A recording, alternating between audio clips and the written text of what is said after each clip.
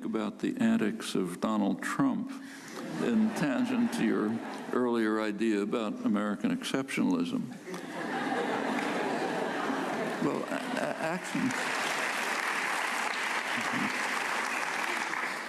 I think we should recognize that the other candidates are not that different. I mean, if you take a look at, just take a look at their views. They tell you their views, and they're astonishing. So just to keep to Iran, a couple of weeks ago, the two front runners, they're not the front runners any longer, were Jeb Bush and Scott Walker, and they differed on Iran. Walker said, we have to bomb Iran. When he gets elected, they're going to bomb Iran immediately, the day he's elected. Bush was little, he's more serious. He said he's going to wait to the first cabinet meeting, and then they'll bomb Iran.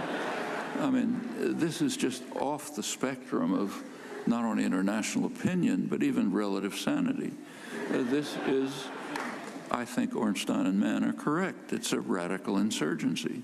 It's not a political party. You can tell that even by the votes. I mean, any issue of any complexity is going to have some diversity of opinion.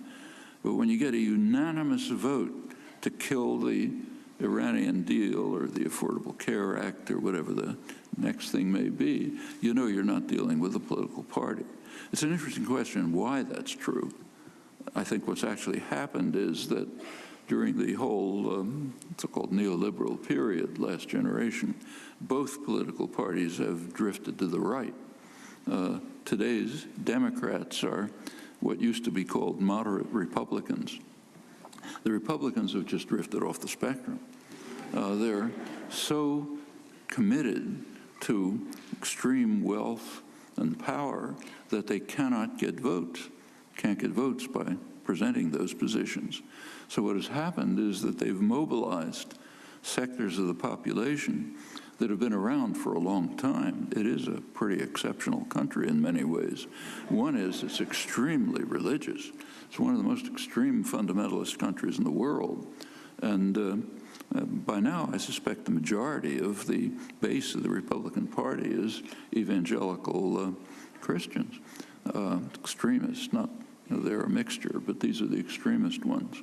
Nativists who are afraid that they are taking our white Anglo-Saxon country away from us, people who have to have guns when they go into Starbucks because who knows, they might be killed by an Islamic terrorist and so on. I mean, all of that is part of the country, and it goes back to colonial days. There are real roots to it. But these have not been an organized political force in the past. They are now. That's the base of the Republican Party.